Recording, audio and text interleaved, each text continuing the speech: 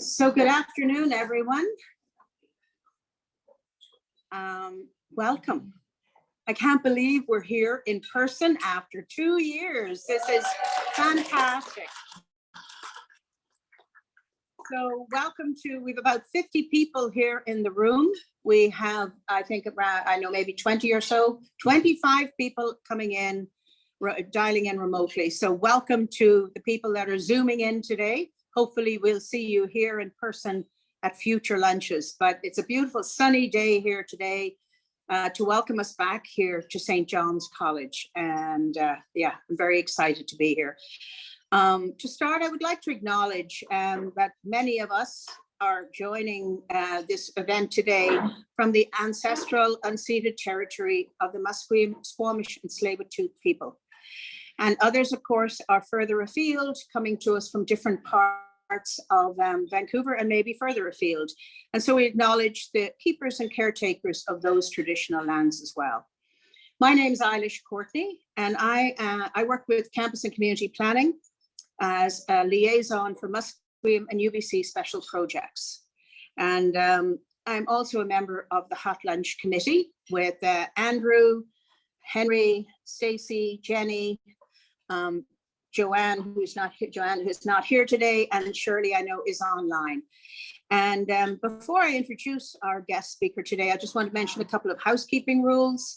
Following the speaker's presentation, we'll take 5 minutes before going into questions. Questions can be done on Slido, which I'll explain in a moment.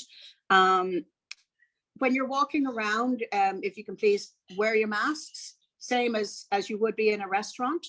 Of course, you can, when you've stopped eating, feel free to wear your mask at the table if you wish, but particularly if you're walking around and moving around, wear your masks, please. Those at home, you're free to do whatever you wish with your mask.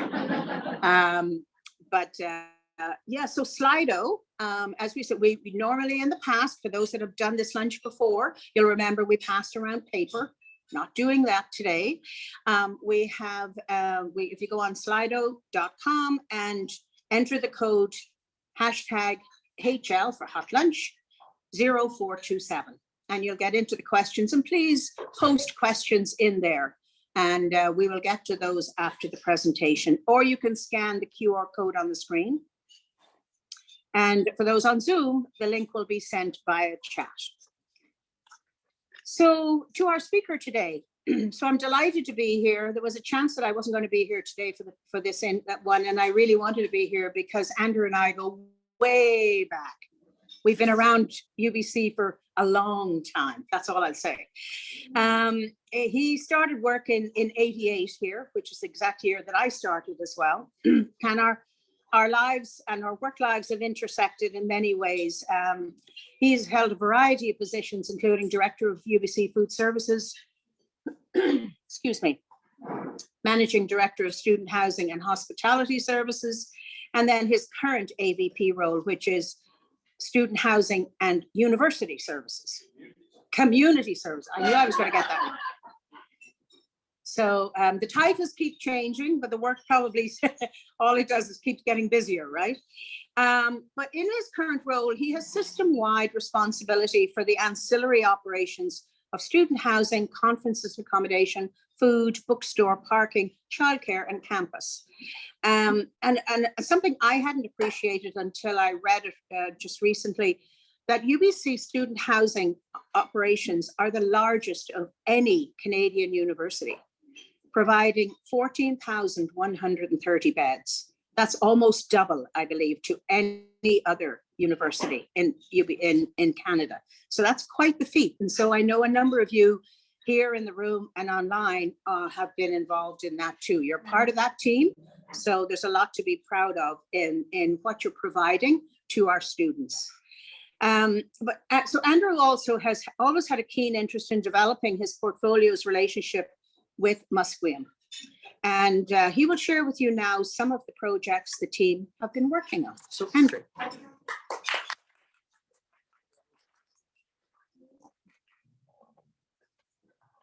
It's so great to be here and be here in person.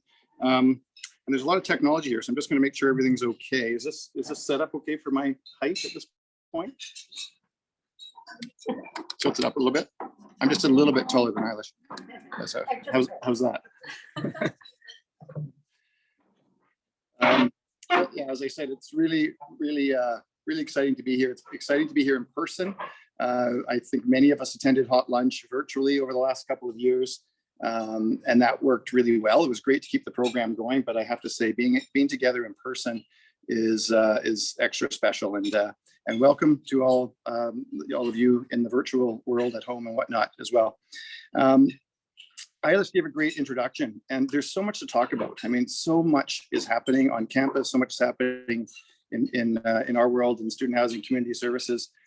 So I was thinking, what do I, in 10 or 15 minutes, what can I share? And I've decided not to talk about my portfolio so much in the general sense. Happy to take any questions about student housing or food services or childcare or your parking tickets or whatever it might be when the time comes. But I'm instead going to focus on two things. One is just a bit about coming out of COVID, and then most of the time, as Eilish said, I'm really honored and excited to share with you some of the, I think, amazing work that we're doing in partnership with Musqueam. So let's face it, the last few years have been brutal for everybody. There's just no doubt about that. You can't hide that reality, I don't think, or sugarcoat that reality anyway. For those of you that attended Jennifer Burns' talk about a month ago, I'd like to echo a few things that she said, which was really just a word of thank you to everybody in this room and to everybody at UBC that really pivoted, was nimble. All those words that we've now embraced in our vocabulary in order to keep the community going, in order to keep UBC operating, in order to continue to deliver education to students and provide all the services that are needed to support that mission. And I think we did that remarkably well. The UBC came out of it actually very well. In fact, British Columbia has come out of it very well. But we did manage to continue to educate students in a really healthy way over those last 2 years. And I think we should all applaud each other and everybody that we work collaboratively to make that happen. So that deserves the gratitude of everybody at UBC to be able to accomplish that. I'd like to talk for a second about my unit specifically around that. There's because we are a service delivery industry in all cases, whether that be the bookstore, food, or student housing, we kept our units open, and so all of our frontline staff were still coming to work every single day. And I know many of us, myself included, had the benefit of keeping ourselves safe and not having to commute by working from home, working remotely. Our frontline staff and others in building operations and other areas of campus were not so lucky as to be able to do that. And so these are folks generally as well, our frontline staff are generally our lowest paid employees within the university system. They often live a long way from campus, and they're often commuting by bus. So they did all of that during COVID at times that everybody was told to try not to do those sort of things. So they really honestly put themselves at personal risk in order to come and fulfill their duties in the workplace. And to me, that is a testament to the dedication and commitment of these individuals. And I'd like for all of us, including those who are at home, even take a clap and applause to these individuals.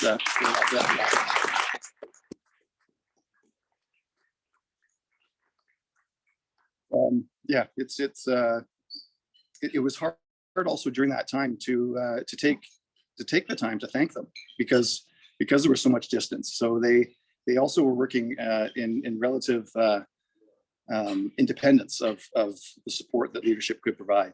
So again, just an amazing accomplishment. But I also, I was sort of in preparation for this, I was kind of thinking, what else do we do? Because it was like everything was COVID every day, all the time. But we actually managed to accomplish some pretty amazing things during COVID. We had a leadership team structure, and Colin Moore is here from the Director of Food Services, part of that team. We had weekly, actually at the beginning, we had 2 meetings a week about COVID, everything to do with COVID. That reduced to 1, but we also had a meeting on a regular basis called Everything But COVID, for the sole intention of taking a few minutes and turning away from that topic that we were all on, and thinking about other things that were important to our unit and beyond COVID. And in that time, we actually opened 2 new residences, one in the Okanagan with about 220 beds and a whole new commons block and a new dining facility during COVID. And we've opened, I'll talk a bit more about the residents that we've opened here on this campus over the last couple of months. We also, and I will say, I'll call out Collins area food services has gone through tremendous changes. You'll see some of those as the campus reopens over the summer and into the fall. Huge changes, really rethinking how we deliver food services on this campus. And a lot of that comes from the realities of COVID, but these are things that we can learn and adapt to and continue to provide post-COVID as well. And we also took this time to think about our people, again, to my opening comments about how incredible our frontline staff are and all of our staff are. We've created what we call an SHCS people plan, which is it stems off the UBC people plan, but it's specific to our unit, with a real focus on workplace culture, workplace wellness, and making sure our staff have all the tools and all the support they need to do their job as best as possible. And we've done a lot of initiatives around that. So real focus on people. And I think all of us agree that there's a real opportunity coming out of COVID to say, what have we learned from COVID? What have we learned from these sort of dark days of COVID that are actually good and that can be applied on a regular basis as we move away, hopefully, from COVID in the months and years ahead. And there's a great number of opportunities there. So maybe just to wrap on the conversation of COVID, I'll just share what my takeaway from COVID is in a nutshell, and what my hope is coming out of COVID as we emerge from the other end. So my take is since World War II, our world, particularly the Western world, has been built around growth, constant growth. And a lot of that growth is built around the idea of convenience, making our lives more convenient. And we've done that at the expense of many things, including public health, but certainly our environment. And it's all been built around sort of material wealth growth. And to me, and I guess my hope is, and I think that's a reality. I see some nods of the head. Some people might disagree, but I think that's my perspective. And I see some people agree with that. I guess my hope is that, and maybe it's going to be naive hope, but hopefully not, that COVID was a bit of a circuit breaker, that we all sort of paused and said, is that what is right for us? Is that what's healthy for the human race? Is that what's healthy for our planet? Or is there a different way to think about how we live and interact with the world around us? We have an opportunity coming out of COVID, I think, to think about growth in a smarter way, not just more of the same, but how do we pivot to a different way of thinking about how we could grow and what kind of energy sources we use and those sort of things. Managing and caring for our climate. I mean, my goodness, we were talking at the table about last year's weather and the extreme, the rains and whatnot. So what can we do to change around how we deal with our planet for our climate's sake?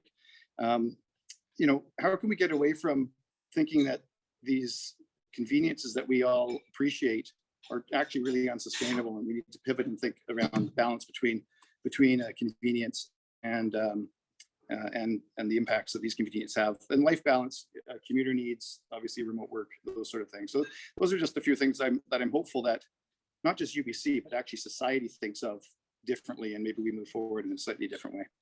So maybe I'll leave it there. That's kind of a heavy topic, and we could probably talk about it for hours, but I'll leave that there and move to something that's, I think, a little more exciting, a little more progressive, and that is the work that we're doing with Musqueam on Indigenous engagement. So you can move to the first slide, Jenny. These are just a couple of quotes and just a reminder that, sort of reminding us of why this work is really important and why we're doing it. I mean, one of the reasons is that there's an ISP that says this is work we should be doing, but that's created by us. But I think this quote right here, which says, much of the current state of trouble related between Aboriginals and non-Aboriginal Canadians is attributed to educational institutions and what they taught or failed to teach over many generations. So if nothing else, that's a huge call to action to me. And then of course our strategic plan and supporting the strategic plan is really important. So that's maybe why we're doing this work. But I will say, if we can move to the next slide, we began this work before the ISP existed. We began it in about 2010 with reaching out to Musqueam. We were doing an infill project at Totem Park Residence. We were adding about 567 beds and 2 different buildings. And of course, Totem Park, if you know that area, it's named, each of the house names are named after different Indigenous Aboriginal groups in BC and whatnot. And those names back when we first built Totem in the mid 60s were really just taken. They were expropriated, and we thought, without malice, but at the time, those that were in the decision-making positions were, let's utilize these names for the house names. So we wanted to do that a little bit different. We want to continue that tradition of Indigenous naming, but we wanted to do it in a proper way. So we reached out to Musqueam, and they were very keen to help support that. We created a committee and began working on that. We were so honored to receive from Musqueam the names Humlasun and Cullahan in 2011, and then a few years later we built the third and final infill, which is called Cessnam. Humlasun, these are all really important names and important words to Musqueam. So it's the honor of them allowing UBC to express these names and show these names and to use these names is a great honor for UBC. And they also have really great meaning. What they're not just, they really are applicable to the idea of student residence and what students are learning and doing while they're living in residence. Humlasun is a story of transformation. The story's a bit long, so I won't share it today, but go to the website and check it out. It's a really great story of transformation, a young person transforming, which that sounds quite fitting for a first-year residence. There are students living in first-year residence. Cullahan is actually a warrior's home away from home. When they're out defending their lands, it's the home they make for themselves while they're out doing that work. And Cessnam, I'm sure some of you were at the Vancouver Museum. There was a beautiful display about Cessnam. Cessnam is a very important village in Musqueam history. It's dating back 4,000 years. It's down in South Marpole or the Marpole Middens area, and incredibly important history. So again, for Musqueam to share that name and allow us to use that name around their history is such an honor. I wanted to also, so that's part of the work is the naming and the gifting of the names. Importantly, after we do that naming, we have to ensure that the students live there understand what the meaning of these names are and use it as a learning opportunity. And it's been a remarkable shift, I would say, in culture. At Totem Park, first-year residents, filled with 2,250 18-year-olds. You can imagine what kind of shenanigans they get themselves into. They used to, again, without malice, misuse or misrepresent the names that were there in the heritage houses. And the process we undertook to sort of educate them, I guess, or to bring awareness to them, we've seen this huge shift in them now taking a real interest in this and really being thoughtful about how they're utilizing those names in terms of, icons or using them for their team names and those sort of things. So, and a real desire we're seeing of these students to want to learn more from this. So it's really helped their educational kind of experience. Yeah, just a couple of stories here that I wanted to share that are really beautiful. This bit of art right here, it's a two-headed serpent. It was drawn by a young Musqueam girl named Suzanne Guerin. She was 13 when she drew it. She's probably 20 or 22 now. But they gifted us that art, which is actually running through the windows on the new building. It's really beautiful. And there's a story behind that. This is the just above it here is the house name sign, and that little bit of copper there tells a story, which I think is really beautiful. There's a little nail there, and the story is that, and it's the history of this is that there's a nail outside the door of buildings, and the idea is being when you enter the building, you hang up your misconceptions or your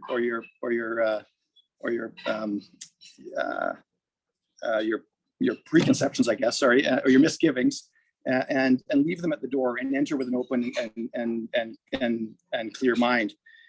And then you do your actions within that building. And when you leave, you can either decide, it says, to pick those preconceptions up or to leave them behind. And the history is that most people leave them behind because their preconceptions are actually inaccurate. And through that open-mindedness, they've learned a different way of being. So I thought it was a beautiful addition to the front door of this residence. As I mentioned, we have 6 heritage houses that were named after different regions or different Aboriginal groups. Again, they were expropriated names, and there was no history or any information that was provided about what these names meant. So we went through a process of working with different Indigenous groups to represent the name in a more holistic way, including telling the story of how we utilized those names in the 1960s, but more importantly, looking back to the history of the different people of Nootka, Dene, Haida, Salish, Kwakiutl, and Shuswap. So that's been some great work as well. So let's jump ahead to the latest project. Some of you may have heard of Pacific Residence, which is what this project was called when we first began it. And but again, reaching out to Musqueam and saying, we're building this residence. There's 5 buildings, and we'd love to work with you on any aspect of this that you wanted to bring to life. Could be naming, could be plantings, storytelling, a variety of things. We've ended up doing working with them on all these things. So this is now open, and this is the complex that we opened during COVID in 2 phases. One in September with the first 2 houses, and the last 3 houses we've just opened in January. They're all completely full now. It's a really important project for UBC, I would say, in 3 ways. One is it added 744 new beds for students to be able to reside on campus. We have huge wait lists, so that's a very positive thing. We've also actually added a hotel section, so it's 196 new hotel rooms and sort of a suite style hotel. Big demand for that particularly in the winter months. So now we have access to more hotel rooms in the winter months. If you had been in that precinct of campus, Walter Gage residence, and that area of campus pre-construction, you probably wouldn't have felt very welcome. It was a little tired, to say the least. Student Union Boulevard was a very vehicle-friendly and non-pedestrian friendly area of campus. So we've completely revamped that public realm, and it's a huge enhancement for all of our new residents, but also those that lived there before and the broader community. And then the third piece is this continued journey with Musqueam, which has been amazing. So the name, we actually officially have got approval to now name it, or change the name from Pacific Residence to Te Shahalelams Te Kwatkwa'ak. And in a moment, there's going to be a little interactive session here. And as you can see, that is obviously in Hunkaminam. And one of the commitments that we've made through this process is all of the names that they've gifted to us are going to be expressed in Hunkaminam primary and then English secondarily. The loose translation of Te Shahalelams Te Kwatkwa'ak is the houses of the ones belonging to the salt water. And then each of the 5 house names are sea creatures. So there's a nice tie in there. Just quickly before I move to the next slide, I just wanted to maybe just summarize the 4 components of work that we've done with Musqueam, which is the gifting of the names. That's one piece. And then the telling the story of the gifting of those names. So that storytelling piece is I would say that's the really important piece, because that's the piece that goes out and to the community and provides that awareness and education. And we have a space in each of the house lobbies to be able to tell those stories as well as verbally. We've gone through an Indigenous planting program. So now not all, but a vast majority of the plants within that area throughout the landscape are approved Musqueam Indigenous plants that are obviously Indigenous to this area. And we commissioned art, and I'll show it in a minute. Artist Kelly Cannell is a Musqueam artist, very, very talented. If you Google, you'll see the talent that she and the amazing art that she produces. We were really honored for her to do some art for us on a covered walkway, a glass covered walkway. And basically it's renditions or interpretations of the 5 house creatures. And because it's the walkway, it's like you're underwater looking up at the underside of these amazing creatures. So it's really beautiful. I'll show some pictures in a moment. Next slide. So just a few more images, just emphasizing also that it's Hunkaminam primary and English secondary. We can move to the next slide. So here's where we get a little interactive. And I'll do my best. Some of these words are not easy to speak in the way our tongue rolls. So we'll all learn this together as we go. But I thought it'd be kind of fun for everyone to try a little bit of Hunkaminam today. So why don't we start? I'll say the word and then we'll say it together afterwards. And for those of you at home, do the same thing. If you're in a grocery store, you might not want to do that, but or a coffee bar. So the resident's name is Te Shahalelams Te Kwak. Now all together, Te Shahalelam Te Kwak. So you might notice the lelem in there. That's house. And this is the pluralization of house to houses, and that's the creatures of the saltwater. That's sort of the loose translation. Let's move to some of the house names. And the hardest one actually is Orca. So we're going to start with the hardest. It'll get easier from there. And I'm actually going to cheat by reading a little bit on Orca because I'm still stumbling a bit over that one.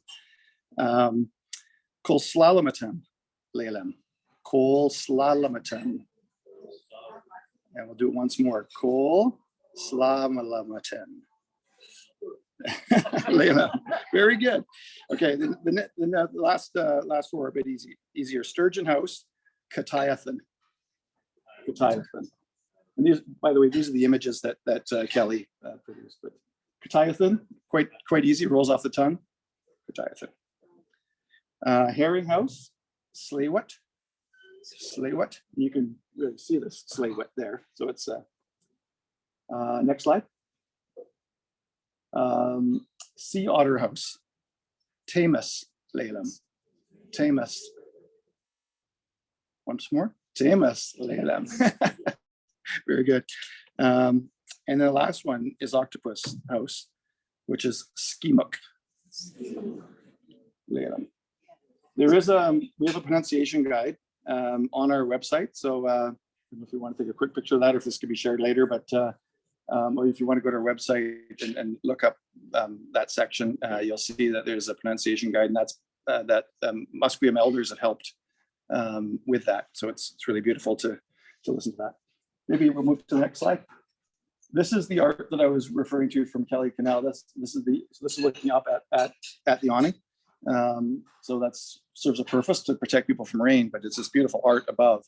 And the thing that I find most beautiful is when the sun shines, and here it comes finally, this is what it produces on the ground. These beautiful shadowed, casting of shadow images, and then people, of course, are walking through that. It's really quite stunning. A practical piece of infrastructure that's got this beautiful art tied to it. I think it's really quite special. And we'll just move to the one last slide. And actually, Eilish asked me to think about the lessons that we've learned along the way and working with Musqueam over the last 10 years. And I'm glad you did that, Eilish, because it really made me pause and say, okay, what have we learned and how far have we come? And I remember I was talking to Leona Sparrow about 4 years ago, and said, I think it was at the start of the work we're doing here. And I said, we'd really like to pick up on the great things that we've accomplished at Totem and bring that forward to this residence. And she was very supportive, but she said, but Andrew, that work wasn't so great back then. You've come a long way. and that made me pause as well. We did some things wrong to begin with, and we've learned. But the important thing is to do things wrong, to learn from that, correct that, learn what the right ways are, and proceed that way. So there's just a few lessons here, and it's almost entirely around building honest, trustworthy relationships and taking the time to really deeply learn and understand, and then adapt to those learnings and understandings. And I would say that's really summarizes what it says there. And of course, it never hurts to celebrate. So I'm going to close with I guess just some personal stuff. One of the things about Hot Lunch is to learn about each other more personally. So I'll share 3 personal things with you, and then we'll hand it off. I'm probably over time here. So I'll be quick. One is I'm married for 34 years. Eilish mentioned I started in 1988, as did Eilish. I also got married that year. So that was a big year in my life. And I'm still working here and I'm still married. So it's good.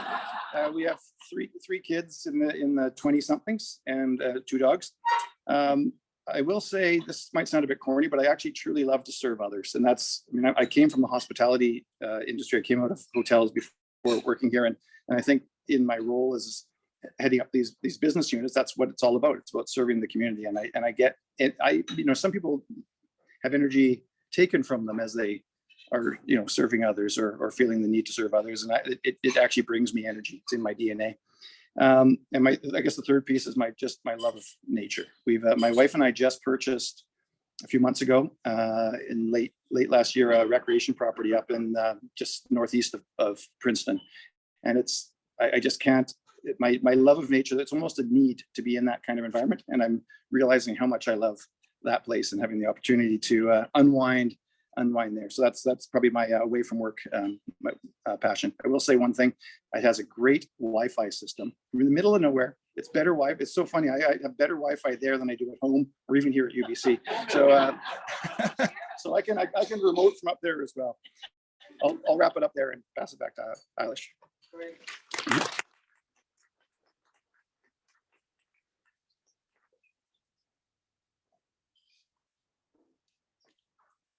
You're definitely much taller. Thank you so much, Andrew. It's so neat to see all the work that's being done with your unit, your portfolio in Musqueam. Oh yes, I have to make sure I'm in the picture there too. Again, height difference matters. So we're going to take, what time are we? So it's about 12:35. We'll take about 5 minutes now. Grab a cup of tea, get something, stretch your legs, but most importantly, put questions on Slido. So the Slido information is up here, and for you people at home, please send your questions in, and we'll come back in about 5 minutes, and we'll pose some questions to Andrew. Thank you. Is it high enough? Campus vision, great question. That's probably a better question for Michael White and those in campus planning, but I am quite involved, and our unit is quite involved because of the student housing aspect of things and the amenity delivery side. So I think this is a great time for this process to unfold coming out of COVID. And there's also a housing action plan review that's happening right now. If you Google UBC housing action plan, there's a fairly detailed plan on faculty and staff housing development and student housing. And there's a requirement by policy to review that every 5 years. So that's happening simultaneously with Campus Vision 2050. So our involvement is looking at what the next 10 years of actual growth could look like, and then sort of visioning out 20 years beyond that. So I think some of the, I don't want to speak on behalf of campus planning, and it's a very collaborative process. It's early on, but I know some things they're looking at is more access to affordable housing for faculty, staff, and students is a big piece of that. That comes with some densifying of some of the community neighborhoods. Thinking about public realm, thinking about rapid transit coming to campus. So those are some really, really big things. And the planning around this, I think, is in a state that will move it to these things actually happening over the next 10, 20, and 30 years. Maybe I'll leave it there. Should our role in reconciliation include renaming? Should the role of reconciliation include renaming of the University of British Columbia? That's probably not a question that anybody at UBC can answer. That's a question probably for our Indigenous friends and partners. There's one thing that one of the lessons I've learned is don't assume that we think what, in our case, Musqueam wants is what they want. So ask that question. If you welcome the response, then ask the question. So I'll use an example. I work quite a lot with the Ministry of Advanced Education, Skills and Training on student housing development, and they would like to remove the word residence or anything to do with the word residence from any documentation that comes out because of the connection to the residential school issue. So I actually spoke to Leona and Larry Grant about that, and they didn't see an issue with that in that context. So, I guess, to answer that question, it's not a question that certainly I can answer. I even question whether it's a question that can be answered by UBC. It has to be, it has to be a collaborative approach with what our Indigenous partners and friends would want to see. Okay. Incorporation of Musqueam names and storytelling. Which group did you work with? You want to address that? Yeah. Okay, go for it. Wait, I think I can still be seen. The next question is, love the incorporation of Musqueam names and storytelling. I'm wondering who or which group at Musqueam you worked with to develop these. Now, Andrew and the team worked with, there was a storytelling committee, as he mentioned, set up, and most of those people, one of the key people is Leona Sparrow, who is our UBC liaison. And Leona has worked tirelessly for years working with UBC. She's an alum of UBC, a double alum, and was on Senate here, so had a real familiarity with UBC, which really, really helped. Because she knew the system here and knew how to help us break down some of those walls. But in the committee that was formed, there's also members of the language department. But I encourage people. The one thing that we constantly hear from Musqueam, but there is so much great work happening on campus with a lot of the units, but they're a small team. We are huge compared to them, and they just can't cope with all the requests. So if you're interested, or you're in, whoever asked the question, if you're interested in doing some work, I would go through, certainly Leona is a contact to start with, but even before that, if you want to reach out to me, I'm happy to, in my role as Musqueam liaison of Musqueam UBC Special Projects, I can perhaps guide you in that. And it just means that it's not, because you may send something into Musqueam and it may not get a response. And then you're wondering, well, is there something, why are we not getting a response? It's overwhelming, the amount of requests they get. It's not that they don't appreciate it. It's not that they don't appreciate all the work that people are doing, but as you can imagine, it's a small team there. So Andrew's team is the language committee, or the storytelling committee, has been set up for a long time, and they've been doing a lot of work on this. But so if anybody has, you can get me. I can share my email later, or you can get me through St. John's College. But happy to guide you in that. But it's the language unit that did that. What other? Sure. Next question is a good one. It's a hard one. I totally understand where it's coming from. Frontline workers, essential workers, were they an opportunity for some hazard pay because they were asked to be coming to work when many could work from home? We had lots of conversations about that. I can show you, particularly around the leadership table. Colin is here, and of course he's got a lot of those staff. And I have to say, our perspective is we would like to be able to do that. It's not an easy thing to do in our environment. So I think what we've done, instead of looking at compensation, is how else can we support these staff and recognize the amazing work they do. I think if you talk to a lot of them, well, of course, extra pay would be appreciated. They feel really honored to be able to have done what they've done now that it's sort of getting back into more normal times. Lots of conversations with staff about them feeling really good about the efforts that they did and feeling like they contribute positively during a difficult time. So that's sort of that's it at this point, I think. Where do you see on campus housing going? Yeah, well, we've our wait list really never died or shrank during COVID. We were only about 50% occupied at the lowest point, but that means there was still 6,000 to 7,000 students living on campus, even in the darkest days of COVID. We didn't have any first-year residents, but every other residence was open, and students could still reside there.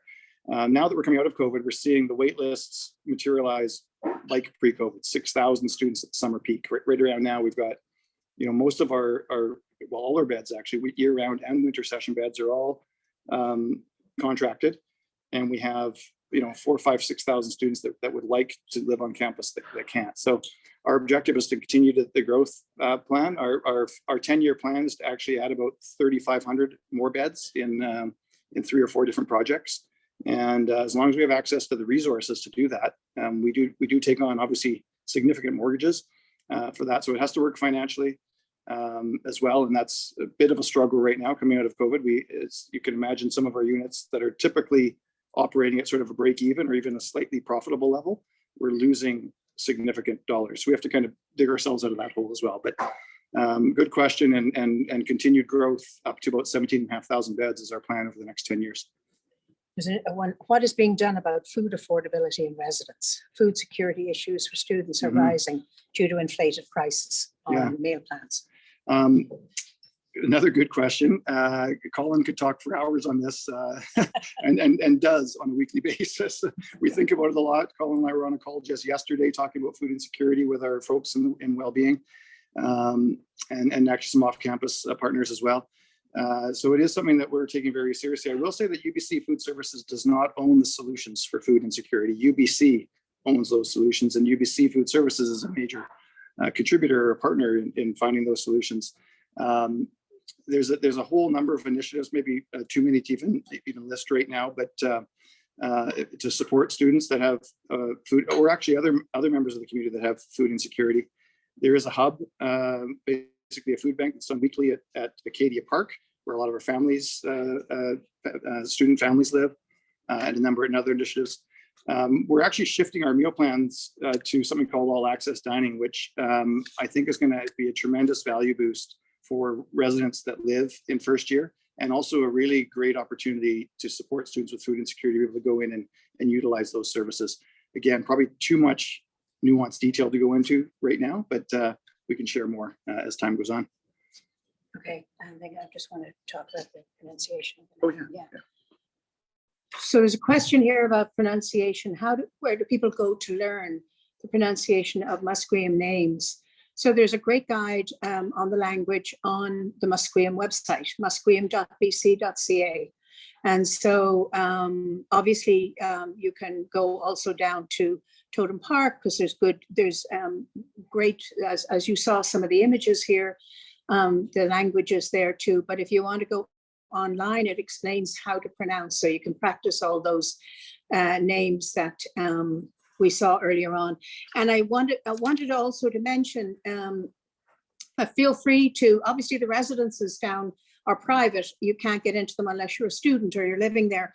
But the Commons building in Totem is open to anybody to wander in. So now that people are back on campus, I encourage you to go down there and have a look at the great work that is down there, and the panels that they've done and all the storytelling that is about the land here, that the Musqueam land, and it goes back in, it tells us, really the long history of Musqueam here on this land.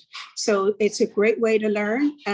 Also, I encourage you on these beautiful sunny days, as we're going to have through the Balkan Gallery, there was a great walking guide done by Jordan Wilson from Musqueam on the Kekens. The Keken is a post on all the Musqueam posts that are on campus. So on one of those days that you want to get out from lunch, or you don't want to be sitting at your desk, I encourage you to download, go onto the Balkan Gallery and the Jordan Wilson walking tour, and download the document or bring it with you and walk around and learn more about what's on campus. There's a lot of great initiatives going on campus. We need to do more. We are working on it. And I hope in the near future that we'll be able to share more of what we're doing, and also bring these resources centrally so that you'll know where to find them. So if you want to learn the language, or you want to learn about street names, or how to pronounce things, or what that post in a certain place, what that means, that it's accessible, and there's one location of where you can find this. This is what we're trying to work on at the moment. It's exciting times, and we are really trying to honor and do respectfully and educate all of the visitors to this land about the incredibly rich history and culture of Musqueam. And the same is being done in Okanagan. I don't want to forget the work also that's been done with the Silks Okanagan people on our Okanagan campus. So lots more work to be done. But at this point, I think we should wrap up. Okay. You're good? Yep. Okay, I think I'll just say thank you. One quick Oh, thing. one more. Okay, sorry. Just a quick one on Totem Park. It is open to the public. Our residents, it's a first year residents, they do close at the end of the academic term, which is actually today. It will be open for a few more days if you want to go visit this week. Then if you can't get there this week, and I really do urge you to go, it's beautiful and there's lots to learn there. But if you can't get there this week, diarize to go visit in September. It's really worth it. Okay. Thanks, Andrew. Thank you, Andrew, for sharing all the great work and that you're doing, you and your team are doing.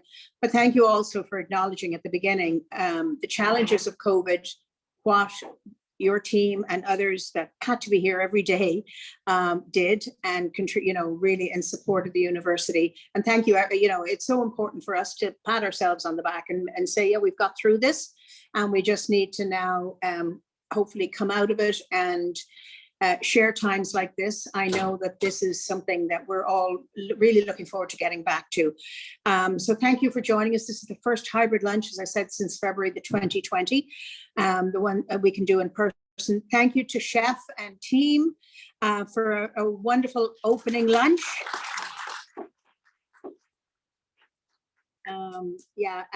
Sorry for those that are at home and missed it, but hopefully next time you'll get here. Thank you to Human Resources as well as the VP offices who support this initiative. We couldn't do it without their support. Our next hot lunch is May the 25th.